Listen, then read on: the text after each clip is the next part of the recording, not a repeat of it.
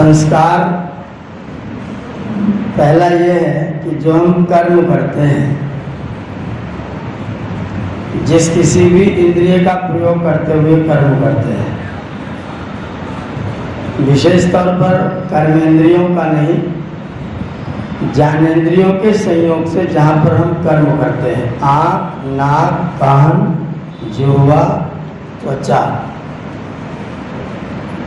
और आपके अंदर वाली एक इंद्रिय रसना,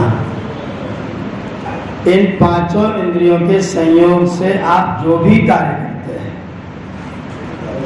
उन कार्यों के परिणाम स्वरूप या तो आपको सुख मिलता है या तो आपको दुख मिलता है। जो भी आप कार्य करेंगे तो या तो सुख मिलेगा या तो दुख मिलेगा। जब सुख मिलेगा तो उस कार्य को करने के मन में भावना आपके अंकित हो जाएगी कि ये चीज अच्छी है, इसको फिर करना चाहिए। और अगर दुख मिलेगा तो आपके मन में ये भावना स्थिर हो जाएगी कि ये खराब चीज है, इसको दोबारा ग्रहण नहीं करना चाहिए, इसको दोबारा करना चाहिए। इस भावना का नाम है राग। और इसको नहीं करना चाहिए, इस भावना का नाम है द्वेष। आपका जो अंतःकरण है, आपका जो मन है, उसका एक स्वभाव यह है कि जो चीज इसको अच्छी लगती है उसको बार बार करना चाहता है, और जो चीज बुरी लगती है उसको भी बार बार करता है, जो बुरी लगती है उसको भी बार बार करता है। जैसे आपका मेरे साथ में झगड़ा हो,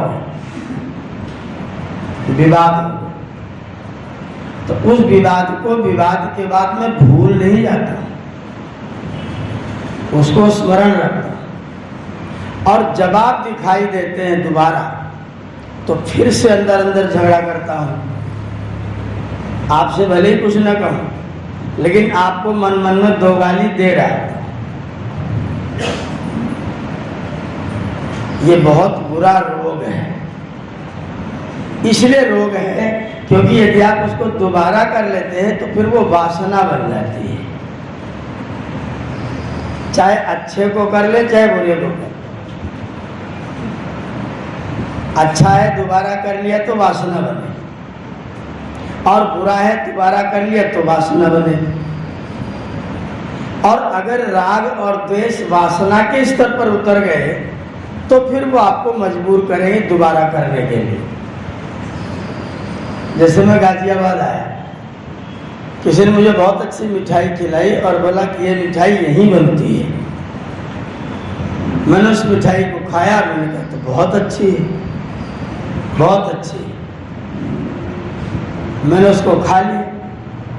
अब जब मैं दोबारा गाजियाबाद आऊंगा तो उस मिठाई की याद मुझे जरूर आएगी, मैं वो मिठाई दोबारा खाना चाहूंगा। और अगर मैंने किसी ने खिला दिया तो ठीक, न खिलाए तो खरीद के खाऊंगा, क्योंकि उसका राग मेरे अंदर है। और अगर मैंने उसको खा लिया तो फिर वो वासना बन जाएगी। फिर मैं बस का टिकट कटाऊंगा, सुल्तानपुर से बैठूंगा, केवल मिठाई खाने का जी हमारा, क्योंकि वासना है। उस वासना के कारण से मैं मजबूर होकर उसको दोबारा प्राप्त करने की चेष्टा करूंगा। अगर मैंने वासना के वशीभूत होकर के फिर कर ले तो फिर वो आपके चित्त में चला जाएगा और वो आपका संस्कार बन जाएगा। फिर वो आपका साथ अगले जन्म तक नहीं छोड़े। मेरा आपसे विवाद हो, मेरा विवाद हुआ, मैं घर पहुंचा, मैंने आपको फोन लगाया, भाई साहब मुझे माफ करिएगा, मेरा उस समय दिमाग खराब हो गया था। आपने कहा कोई बात नहीं, हो जाता है, मामला समाप्त हो गया। अगर मैंने आपको कोई संपर्क नहीं किया और अगले दिन आप मुझे फिर मिल गए तो मेरा मन क्या करेगा? यही दुष्टता, कल मुझसे झगड़ा कर रहा था, मेरा कुर्ता फाड़ दिया था, बहुत बहुत नालायक आदमी। और मैंने अपने चित्त पर वासना डाल दी। अब इस वासना के वशीभूत आपका मैं नुकसान करने की चेष्टा करूंगा। आपका यश हो रहा होगा तो मैं वहां आपका अपयश फैलाऊंगा। अरे इसकी बात करते माना लायक तो बहुत ही दुष्ट है। और जब मैं आपके लिए कुछ दोबारा तिबारा करूंगा तो फिर वो आपका जो द्वेष होगा वो मेरे अंदर संस्कार बन जाएगा। और जब मैं अगली बार शरीर धारण करके आऊंगा और फिर आप मुझे कहीं मिलेंगे तो सीधा झगड़ा करूंगा। आपने कभी अनुभव किया होगा, किसी से तुरंत झगड़ा हो जाता है और किसी से बहुत दिन तक रिश्तेदारी चलती रहती, मित्रता चलती रहती है। ये जो मित्रता मिलने के बाद चलती रहती है वो पहली बार की नहीं है, वो अनेक बार की है। और जो दुश्मनी चलती रहती बिना कारण के, लोग कहते हैं मेरा पड़ोसी इतना दुष्ट है, मुझे बहुत परेशान करता है। वो पड़ोसी दुष्ट नहीं है, उसके अंदर संस्कार है द्वेष वाले। और याद रखिएगा, बहुत गंभीर बात कह रहा हूं, आप जिससे अत्यंत प्रेम करते हैं और आप जिससे अत्यंत द्वेष रखते हैं, दोनों को परमात्मा आपके ज्यादा निकट पैदा करते हैं।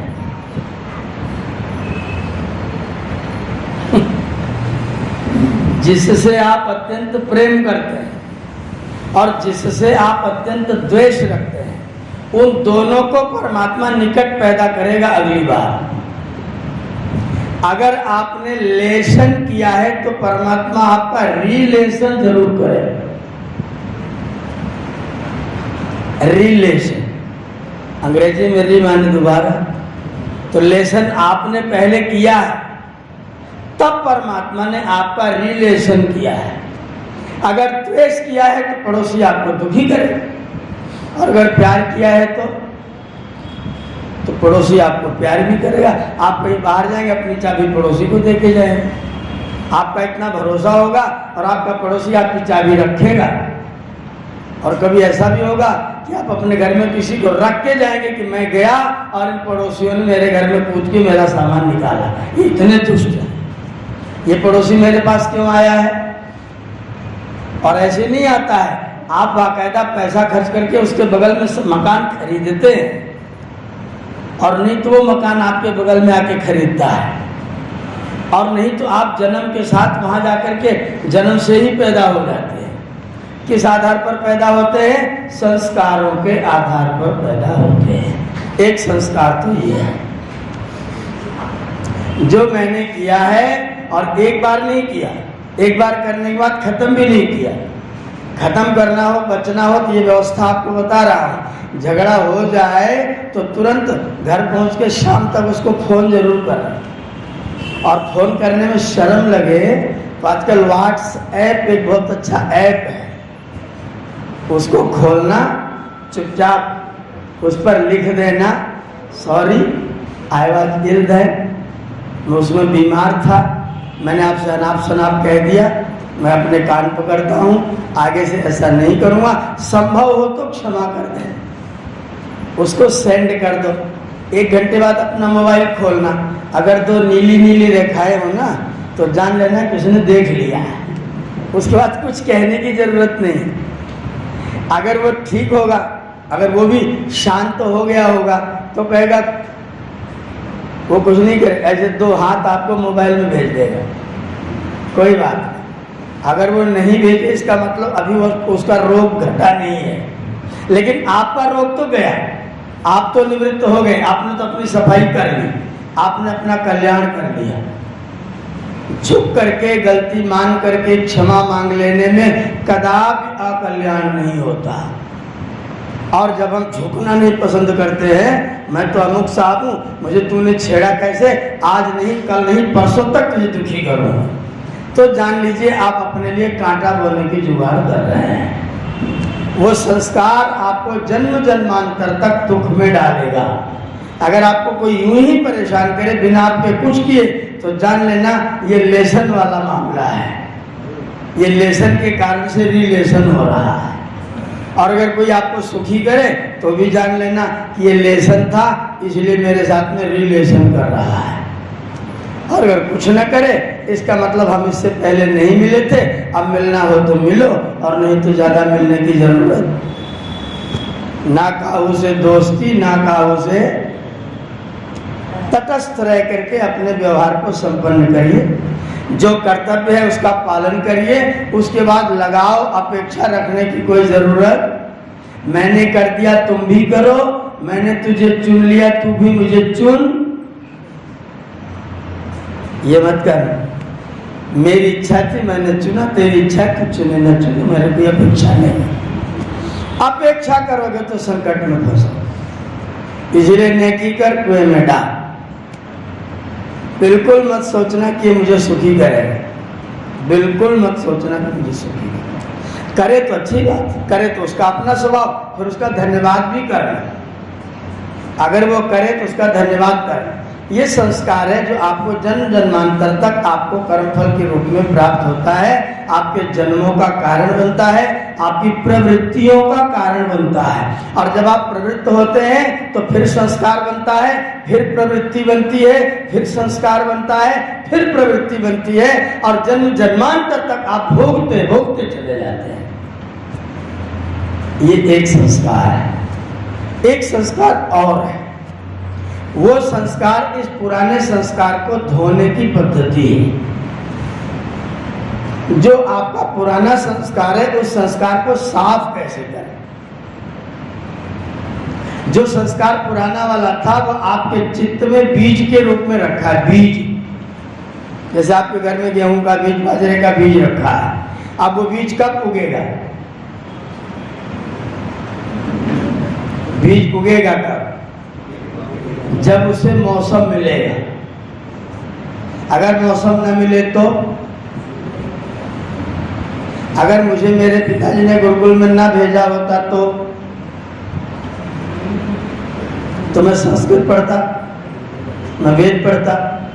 ये जैसे हमारे सब भाई बहन लोग और लोग करते हैं वैसे हम भी करते, पढ़ते, बुद्धि अच्छी थी तो पढ़ते लिखते। लेकिन ये वाला क्षेत्र, ये उपदेश वाला क्षेत्र, ये यज्ञ वाला क्षेत्र, ये तो नहीं होता। संस्कार मेरे पास रहते, जब मौका मिलता तो फिर कभी उगते। जब मौका मिलेगा तब आपका बीज उगेगा।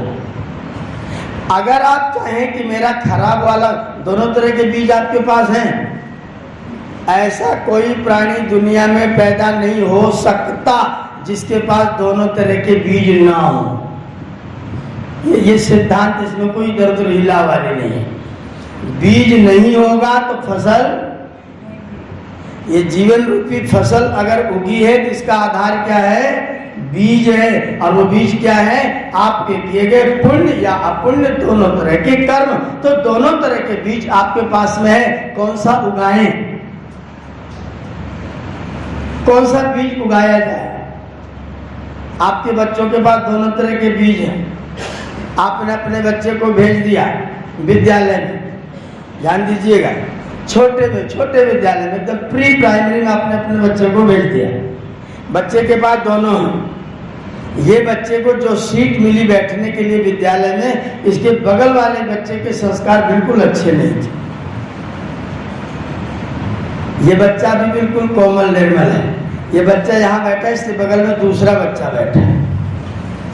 अब दूसरा बच्चा बैठा, ठीक है, पढ़ाई और कोई संकट नहीं है। ये जो दुष्ट वाला बच्चा है, ये इस अच्छे वाले बच्चे से कहेगा कि बगल वाले बच्चे की बैग में कलम बाहर निकली दिखाई दे रही है, खोस ले,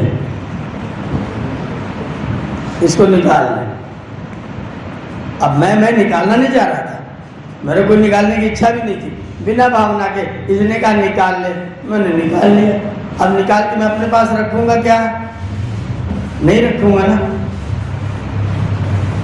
पीछे वाले को पकड़ा दूंगा। अब पीछे वाले का कलम निकल गया, उसका कलम अच्छा था, इसने कलम रख लिया। न मास्टर ने कुछ कहा, न बच्चा कुछ चिल्लाया, कोई मेंशन नहीं। अब जो मैंने किया था, इसका कलम मैंने इसको निकाल के इस नालायक को दे दिया, इससे अच्छा तो मैं निकाल के अपने पास रख लेता। मैं निकाल के अपने पास रख लेता। अगले दिन उसने नहीं कहा, मैंने खुद नहीं दूसरे की जेब में से कलम निकाल लिया। अब मैं इस कलम को अपने पास आज रखूंगा, आज इसको नहीं दूंगा, आज मैं अपने पास रखूंगा, मैं अपने ड्राइंग बॉक्स में रखूंगा, लेकर के इसको घर जाऊंगा। और घर जाऊंगा तो मेरी माताजी मेरा ड्राइंग बॉक्स खोलेगी और देखेगी ये कलम कहाँ से आया, तो मैं क्या कहूँगा? मैं आ रहा था, रास्ते में गिरा हुआ था, मैंने ले लिया। अब मेरी माता जी क्या कहेंगी, चल कोई बात नहीं, रास्ते में गिरा था, मिल गया तो रख ले। एक माता जी है। एक दूसरी माता जी है, ये कलम मुझे दे, कल जब मैं तेरे को लेके स्कूल चलूंगी तो उसको मास्टर को दूंगी और उनसे कहूंगी ये किसी बच्चे का रास्ते में गिरा था, जिसका हो उसको दे दीजिए। अब वो माता जी स्कूल आई और वो कलम लौटवा दिया। अब ये बच्चा अगले दिन फिर कलम निकालेगा, इसको पता है लेके जाऊंगा, मम्मी फिर लौटा देंगे। तो जो बीज उगने वाला था, अंकुरित होने वाला था, मौसम बन रहा था, वो बीज माता जी ने वहीं का वहीं रोक दिया। अगर माता जी ने कह दिया होता मिला है तो कोई बात नहीं, तो फिर उसको रोज एक कलम मिलने लग जाएगा, फिर उसको रोज एक कलम मिलेगा, फिर कल कलम मिलेगा, फिर 3-4 दिन बाद, 1 हफ्ते बाद पूरा ड्राइंग बॉक्स मिलने लग जाएगा, फिर अगले दिन बाद किसी का पूरा बैग ही मिलने लग जाएगा।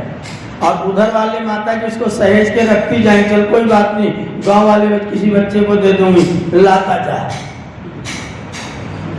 अब ये माता जी क्या कर रही है, इस बच्चे के खराब वाले संस्कार को उगने का मौसम प्रदान कर रही है, उसमें खाद पानी डाल रही है, उसमें खाद पानी पड़ रहा है। अब ये बच्चा अच्छा खासा चोर बन जाएगा। संस्कार बुरे वाले भी थे, अब इसके बुरे वाले संस्कार प्रवृत्त होंगे, अच्छे वाले धीरे धीरे दबते जाएंगे और अंत में बच्चा बिगड़ करके दुष्ट हो जाएगा। अब हमारा क्या कर्तव्य है, अगर बच्चा कभी ऐसा करे तो उसको कदापि स्वीकार मत करना कि कोई बात नहीं, ये कोई बात नहीं वाला व्यवहार बच्चों के साथ कदापि मत करना, कदापि मत करना। अगर आपने बच्चों के व्यवहार में ये कर दिया कोई बात नहीं है, तो फिर आपने बच्चे को अपने समर्थन कर दिया कि बेटा तो जो कर रहा है अच्छा कर रहा है। आपने सब आसन लगा दिया, बिछा दिया सारा काम, अपने बच्चों का चलो बेटा हवन में बैठो, हवन में बैठो।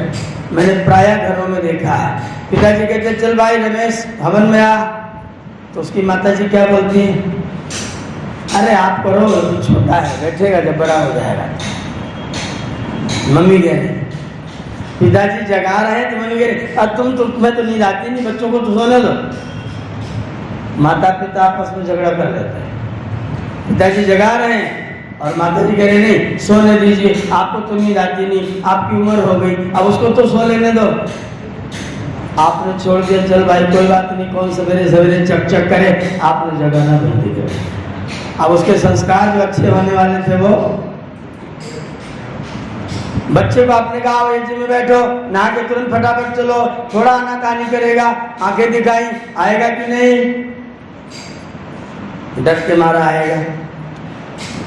आए तो उसको थोड़ा प्रसाद खिलाए, यज्ञ में होगा प्रसाद दूंगा, मंत्र सुनाओगे तो इनाम दूंगा, गला मंत्र याद करो आशीर्वाद मिलेगा। आपने उसे प्रोत्साहित करना प्रारंभ कर दिया, अब वो किधर बढ़ गया, अब वो मंत्र की ओर बढ़ गया। अगर आपने उसमें कोई बात नहीं कह दिया होता, चल तेरा मन नहीं कर रहा है कोई बात नहीं, अब वो अगले दिन आएगा क्या, दूसरे दिन उसके सिर में दर्द होगा, तीसरे दिन उसके पेट में दर्द होगा, फिर कभी पैर में दर्द होगा, फिर कभी ट्यूशन जाने का होगा, फिर कभी दोस्त के यहाँ जाने का होगा, और फिर धीरे धीरे आपके संस्कार से वो बच्चा बिल्कुल। तो क्या करना चाहिए, अपने बच्चों को अच्छी आदतों को दिलवाने के लिए अगर आंख दिखाना पड़े तो दिखाना। स्वामी विवेकानंद परिव्राजक, फेसबुक खोलोगे, यूट्यूब खोलोगे तो सब जगह मिलेगा। मैं गुरुकुल होशंगाबाद में उनके कमरे में रुका हुआ था, बैठा हुआ था, मैंने कहा स्वामी जी आप कैसे स्वामी जी हो गए, आप कैसे स्वामी जी हो गए। वो मेरी ओर देखने लगे, बोले सन्यास ले लिया स्वामी जी हो गए। मैंने कहा आपने ही क्यों ले लिया, मैंने क्यों नहीं ले लिया, आपने क्यों ले लिया। तब उन्होंने अपनी कहानी मुझे सुनाई। बोले आचार्य जी मैं मात्र 3 साल का था, 3 साल का, 4 साल स्कूल जाता था। मेरे पिताजी ने कहा जब तक संध्या हवन नहीं करेगा तब तक तेरा नाश्ता तुझको नहीं दिया। मैं अनेकों बार बिना नाश्ता किए स्कूल गया, भूखा प्यासा। मेरी माताजी ने चाहा कि इसको खिला दूं, लेकिन माताजी पिताजी के डर के मारा कभी खिला नहीं पाई। और पिताजी ने जब तक संध्या न कर लूं तब तक मुझे नाश्ता कभी भी करने नहीं दिया। हवन मेरे साथ बैठेगा तो नाश्ता मिलेगा तो विद्यालय जाएगा, नहीं तो विद्यालय जाएगा भूखा जाएगा, खाने को नहीं मिलेगा। मेरे पिताजी इतने दृढ़ थे, बाद में उन्होंने संन्यास ले लिया। हम लोगों को फिर गुरुकुल में भेज दिया, तो और क्या करते, संन्यास न लेते तो बीज ही वही बोया गया था। अगर हम अपने बच्चों को उत्तम संस्कारवान बनाना चाहते हैं, मेरी माताओं बहनों से खास तौर पर निवेदन करता हूँ, बच्चों के ऊपर आप अपनी कृपा कदापि न परोसें। आप अपनी कृपा बच्चों पर कदापि न करें।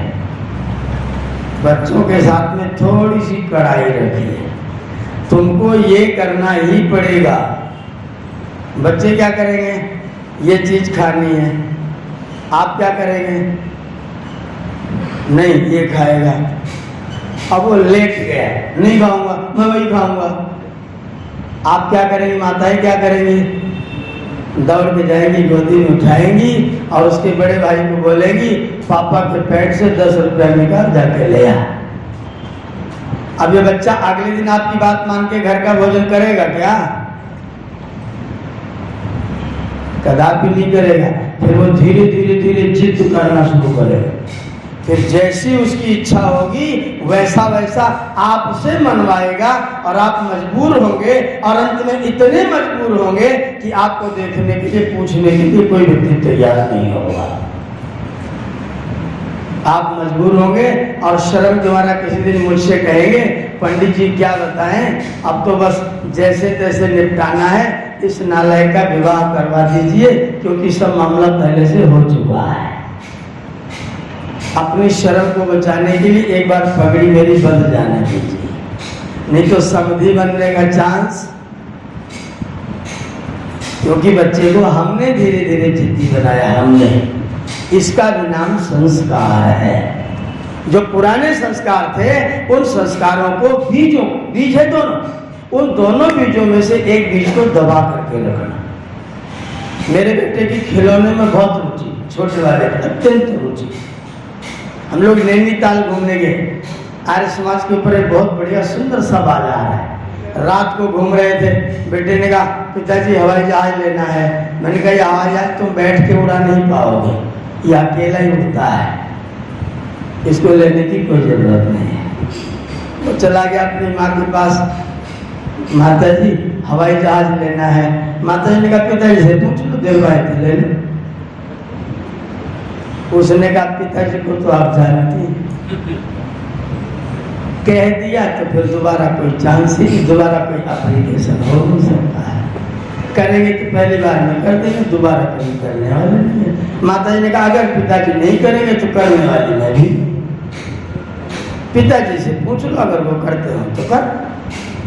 अब उसे ये पता है कि माता जी के पास कोई भी मेरी अर्जी पास होने वाली, कौन सी अर्जी पास होगी, जो पिताजी को स्वीकार होगी, तो पिताजी के विरुद्ध और माता जी के अनुकूल कभी होगा कि दोनों के अनुकूल होगा। अब उसका एक ही वाक्य होता है, माता जी पूछती ये काम करना है, जैसे पिताजी कहें, जैसा पिताजी कहें। गुरुकुल चलना है, जैसा पिताजी कहें, जो पिताजी कहें वो समर्पण। माता जी का भले विरोध हो, लेकिन जो पिताजी कहें वो होना है। अगर मैं थोड़ा सा कड़ा ना पढ़ूं तो बच्चे क्या करेंगे, फिर बच्चे मुझे मजबूर करें, फिर बच्चे अपनी मनवाएंगे, और अपनी मनवाएंगे तो फिर मेरी चलने वाली, और फिर मेरे सारे संस्कार, सारे मेरे आचार विचार, सारा मेरा पवित्र आचरण सब का सब धरा रह जाए। अपने बच्चों को अगर संभालना हो तो बचपन से उन बच्चों को बगल में बिठा करके स्वामी जी ने लिखा दूसरा सब उल्लास पढ़िए, अच्छे अच्छे श्लोक याद करवाए, अच्छी नीति की बातें बताए, सुंदर सुंदर आचरण सिखाए, बड़ों के साथ कैसे बोलना ये बात बताए, खुद भी बोले। जब कोई आए तो दोनों हाथों से चरण स्पर्श करके कहे कि बेटा आओ तुम भी प्रणाम करो। कह के करोगे तो शायद ना करे, करके करोगे तो शायद करेगा। इसका भी नाम संस्कार होता है। एक संस्कार वो है जो आपके कर्म के आधार पर बनता है, अगले जन्म में जाता है, उसके आधार पर आपको जन्म मिलता है, लोग मिलते हैं, भोग मिलता है, मित्र मिलते हैं, पत्नी मिलती है, भाई मिलते हैं, बहन मिलती है, व्यापारी लोग मिलते हैं, साथी लोग मिलते हैं, समाज मिलता है। एक संस्कार वो है। दूसरा संस्कार वो है जिससे पुराने संस्कारों के बीजों को उगने देने से बचा के रखा जाता है और नए और बढ़िया बीजों को उगाया जाता है। दोनों संस्कार जो पहले हो चुके उनको तो आप कुछ नहीं कर सकते, पर जो है बीज, उन बीजों को शुद्ध आप कर सकते हैं। तो उन बीजों को बना करके संभाल करके व्यक्ति को रखना चाहिए और अच्छी से अच्छी संतान का निर्माण करना गृहस्थ की सफलता का स्रोत है। इतना ही कहकर मैं अपनी वाणी को आज के लिए विरमित करता हूँ। आप सबका बहुत बहुत धन्यवाद।